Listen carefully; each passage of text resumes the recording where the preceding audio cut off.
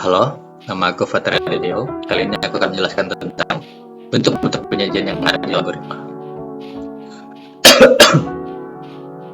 Bentuk-bentuk penyajian yang ada di algoritma itu dibagi menjadi tiga, yaitu menggunakan flowchart, pseudocode, dan bahasa deskriptif. Flowchart atau diagram alir adalah suatu bagan dengan simbol-simbol tertentu yang menggambarkan urutan proses secara mendetail dan hubungan antara suatu proses dengan proses lainnya dalam suatu program. Berikut adalah simbol-simbol yang ada di flowchart. Pertama ada flow direction symbol, atau bisa disebut dengan connection line. Connection line ini adalah simbol yang digunakan untuk menghubungkan antara simbol satu dengan yang lainnya. Kemudian ada manual input symbol, simbol untuk memasukkan data secara manual online. Selanjutnya ada terminator symbol, simbol untuk permulaan atau akhir dari suatu kegiatan. Selanjutnya ada preparation symbol, simbol untuk mempersiapkan penyimpanan yang akan digunakan sebagai tempat pengolahan di dalam storage. Kemudian ada connector symbol, simbol untuk keluar masuk atau penyambung proses dalam lembar atau halaman yang sama. Dan ada off-page connector symbol. Simbol ini seperti connector symbol, namun untuk halaman yang berbeda. Kemudian ada predefined process symbol, simbol untuk pelaksanaan suatu bagan atau prosedur. Display symbol, simbol yang menyatakan peralatan output yang digunakan, yaitu seperti layar, plotter, printer, dan sebagainya.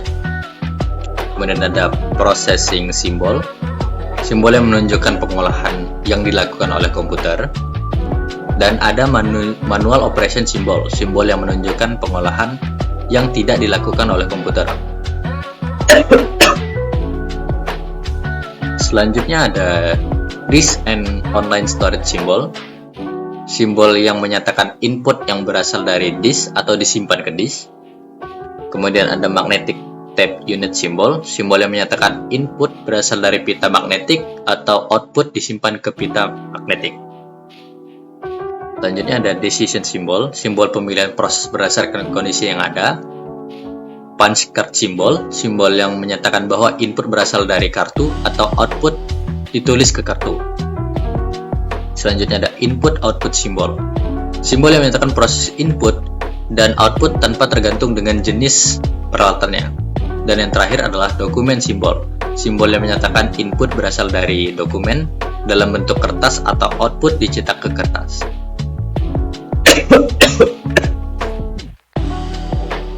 Selanjutnya ada pseudocode. Pseudocode memiliki penyajian algoritma yang berarti menggunakan kode yang mirip dengan kode pemrograman yang sebenarnya. Contohnya seperti ini. Next, kita ke bahasa deskriptif. Bahasa deskriptif memiliki sifat umum, yaitu tidak menggunakan simbol atau sintaks dari suatu bahasa pemrograman dan tidak tergantung pada suatu bahasa pemrograman. Contoh dari bahasa deskriptif adalah contoh menghitung rata-rata 3 buah data. Algoritma dengan struktur bahasa Indonesia. 1. Ada baca bilangan A, B, dan C. 2. Jumlahkan ketiga bilangan tersebut. Ketiga, bagi jumlah tersebut dengan 3. 4. Tulis hasilnya. Selanjutnya kita beralih ke tugas. Contoh dari codingan untuk suatu tugas yang akan dimasukkan ke dalam flowchart. Untuk pengerjaan, kita masukkan start, kita masukkan konektor simbol,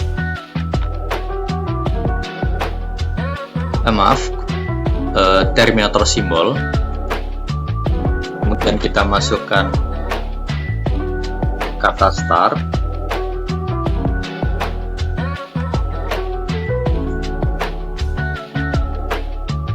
Selanjutnya kita masukkan input.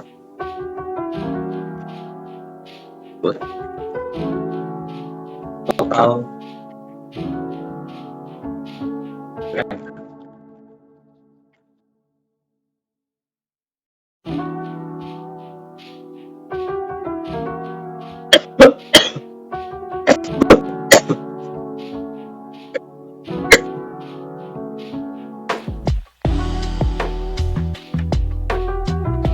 kemudian kita masukkan total belanjanya.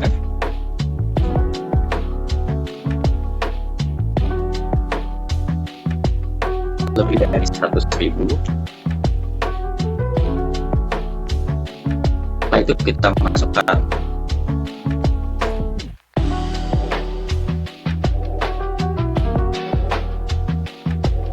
input lagi.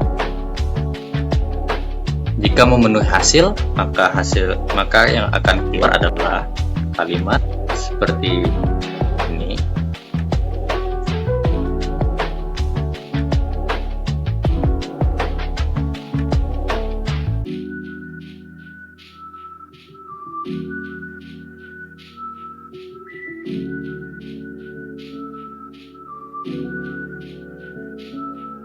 Sekarang untuk ini lebih dari 100.000.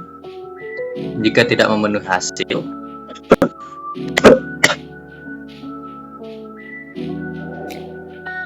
maka akan ke bawah seperti ini.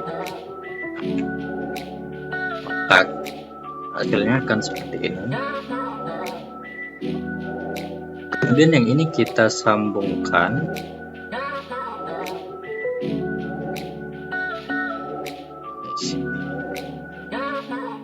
Jadi hasilnya setelah dari sini, setelah dari selamat ini akan menuju ke terima kasih. Dan terakhir kita masukkan terminal konektor.